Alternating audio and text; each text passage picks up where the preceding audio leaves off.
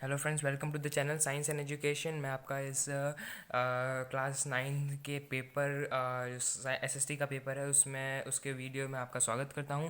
तो सबसे पहले हम देखते हैं कि जो जनरल इंस्ट्रक्शन क्या है इसमें। तो वो लिखा हुआ है कि if there is any error, difference, contradiction in Hindi और English version of the question paper, the question of Hindi version should be treated valid. मतलब अगर कोई गलती है हिंदी और इंग्लिश वर्जन, अगर कोई डिफरेंस है, मतलब ऐसा लग रहा है कि कोई समान नहीं है, ठीक है, डिफरेंस है दोनों हिंदी और इंग्लिश वर्जन में, तो हिंदी वर्जन वाला जो क्वेश्चन होगा वही मान्य होगा, ठीक है, और इंग्लिश वर्जन वाला अमान्य होगा, ठीक है। अब उसके बाद ये क्वेश्चन 1 to 8 जो है वो 1 मार्क के है। मतलब 1 to 8 वाले सारे 1 2 3 4 5 6 7 8 ये सारे 1 1 मार्क्स के हैं। उसके बाद फर्स्ट क्वेश्चन है in which valley Egypt civilization is situated. उसके बाद सेकंड है when is the United Nation Organization day celebrated. और थर्ड है who was the emperor of Germany at the time of first world war. Fourth है how many articles are there in Indian constitution. Fifth है by whom sarpanch is elected.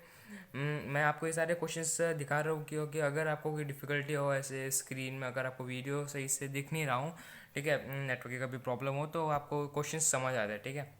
उसके बाद है fifth हो गया by whom sarpanch is elected. उसके बाद sixth who is the thread holder of India's nuclear policy. Seventh write the name of the point of the origin of the Ganga river. उसके बाद eighth है what is the minimum age of for marriage, ठीक है। ये common sense का question है। और question number 9 to 18 जो है वो सारे 2 2 मार्क्स के हैं। मतलब अगर इन सबको आप अटेंड करोगे आपको सब में 2 2 मार्क्स मिलेंगे, वो सारे 1 1 मार्क्स थे। ये पार्ट बी है, सेक्शन बी है। अब ninth question how much time it took in Indian constitution building. कितना समय लगा भारतीय संविधान के निर्माण में। और in which cities of Rajasthan have been formed municipal corporation. Rajasthan के किन किन शहरों में नगर निगम का गठन किया गया है और उनके नाम लिखने थे हमको। राजस्थान में कौन से सिटी में ऐसा म्यूनिसिपल कॉरपोरेशन का जो है नगर निगम का जो है वो गठन कहाँ कहाँ किन किन शहरों में किया गया है उसके नाम लिखने थे।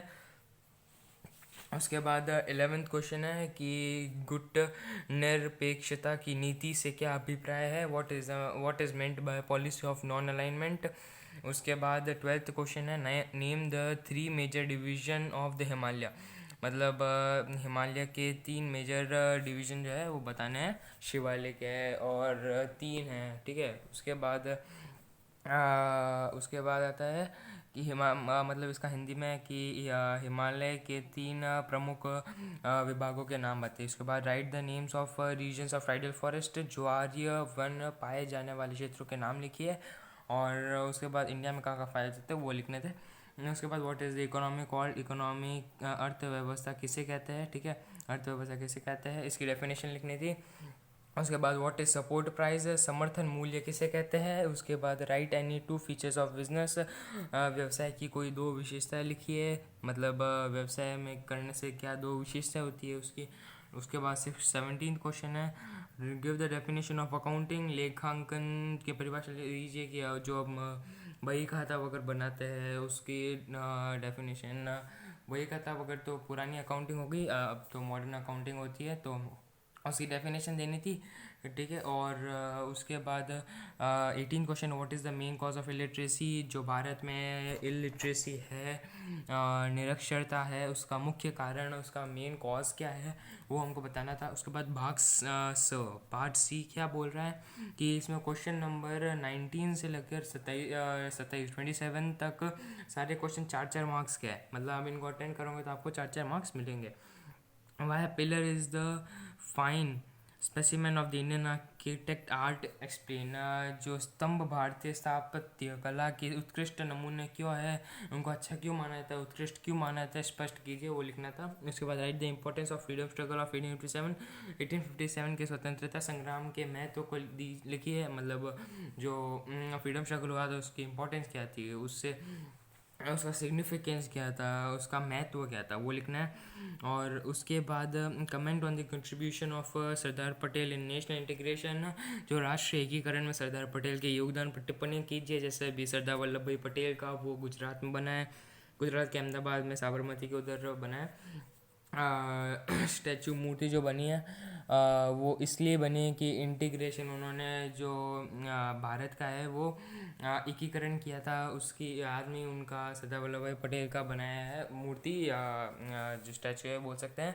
और तो इसलिए कंट्रीब्यूशन किया था वो था आंसर। ज़्यादा मुश्किल नहीं था, बहुत आसान आसान क्वेश्चन है, इतना टफ पेपर नहीं है और पीछे से ही क्वेश्चन है ज़्यादातर। उसके बाद write the reasons affecting the climate of India, जो भारत की जलवायु को प्रभावित करने वाले कारण लिखिए, टेम्परेचर, प्रेशर, ये सब। उसके बाद प्रबंधन से क्या आशय है समझाइए, what is mean by management explain, ठीक है। उसके बाद 24वां क्वेश्चन है भूस्खलन के प्रमुख कारकों का वर्णन करो, describe the major factors of landslide.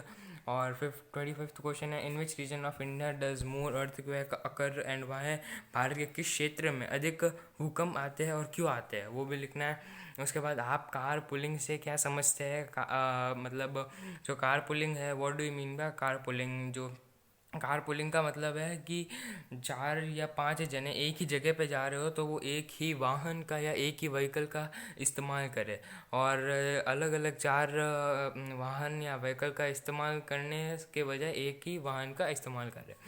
उसके बाद 27वां क्वेश्चन है right the important 4 rights of the citizen, जो इम्पोर्टेंट 4 राइट्स है, राइट टू एजुकेशन, और वैसे वो तो किस अंदर आ गया। उसके बाद और दूसरे राइट टू एजुकेशन है और राइट टू कॉन्स्टिट्यूशनल, ठीक है, और ऐसे ऐसे है, तो वो आगे है, वो आप देख सकते हैं। उसके बाद राइट द ये हो गया।